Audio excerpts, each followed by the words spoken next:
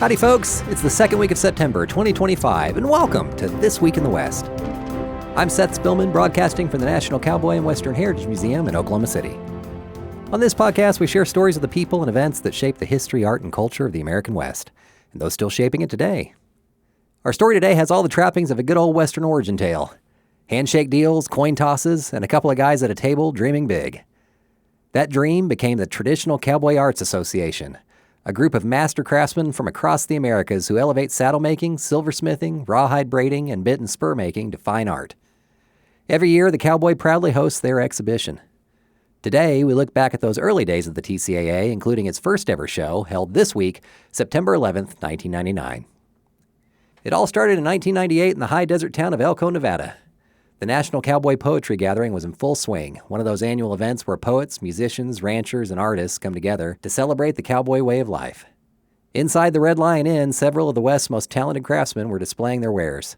Saddles, spurs, rawhide reins, and silver conchos lined the tables. Among those present were rawhide braider Mike Beaver and Idaho saddlemaker Cary Schwarz. Both men had built reputations for excellence, but they felt a nagging truth. The larger world of Western culture respected their work but didn't fully recognize it as art. They asked themselves, could there be more freedom to create, more recognition, more reward for months of painstaking work? The idea? Perhaps what they needed was a group, something like the Cowboy Artists of America, a gathering of painters and sculptors who had found success by mounting annual group shows. Why not craftsmen? Why not saddle makers, silversmiths, rawhide braiders, and bit and spur makers? As it turned out, this wasn't the first time someone had kicked around that idea. Years earlier, cowboy artist Joe Beaver had launched a show in Flagstaff, Arizona called The Trappings of the American West. He hoped that craftsmen might rally together, just as painters and sculptors had. However, beyond casual conversation, nothing substantial ever developed. What was missing was a catalyst. That catalyst arrived in the form of a banker. When Beaver returned home, he called Schwarz. Schwarz suggested they bring in his friend Don Bellamy, manager of the local Bank of America in Salmon, Idaho. Bellamy loved Western art, understood startups, and had the business sense that could move them from talk to action. The three met in a log cabin on Bellamy's ranch. They studied the cowboy artist bylaws, hammered out a structure, and sketched a new organization. Later that year, they convened a larger meeting in Boise, Idaho.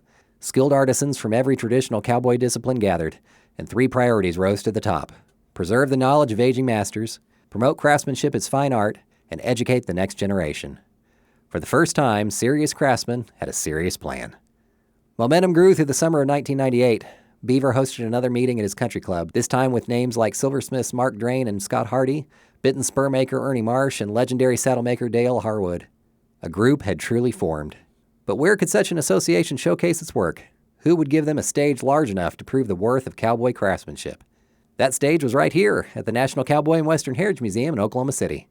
In July 1998, Bellamy and the group pitched the idea to the museum's cowboy curator Don Reeves and assistant director Bobby Weaver. When the question of money came up, Weaver set the tone for a long partnership. His response? Let's find the money and do this right. The museum's 140,000 square foot expansion was nearing completion. A new art show would be the perfect way to celebrate that expansion.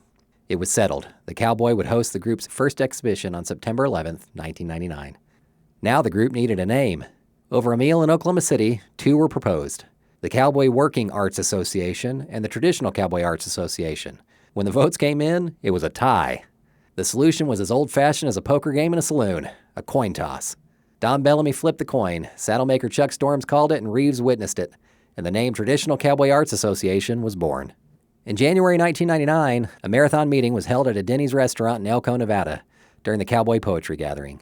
9 active members sat around the table, joined by museum staff and advisors. They pored over the cowboy artist bylaws, shaped their own rules, and laid the groundwork for our first exhibition. The sense of excitement was palpable. That fall, the first TCAA exhibition and sale opened at the National Cowboy Museum.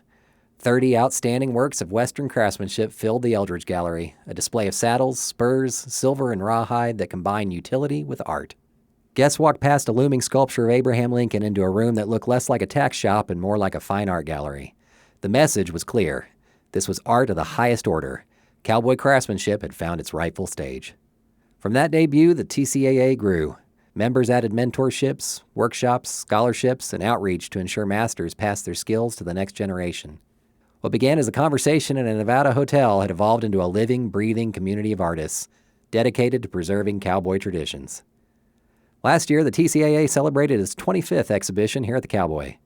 All current members of the organization, along with some emeritus members, collaborated on a single project, the California Rose Saddle. Today, the Traditional Cowboy Arts Association stands as a standard bearer for excellence in cowboy craftsmanship. This year's exhibition opens on September 12th, with the sale weekend taking place on September 26th and 27th. The TCAA proves the West isn't just abstract history. Often, it's tangible.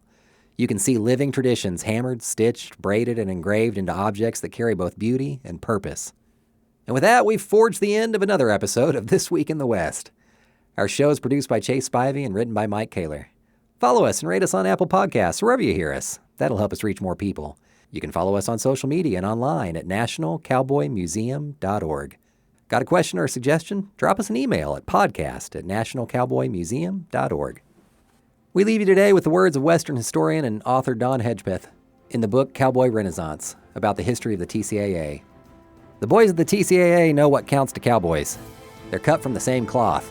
I suppose it's possible for someone to learn how to build a saddle, a loose-jawed bit, or a set of Santa Ynez reins without ever having been on a horse, but I wouldn't want to own them.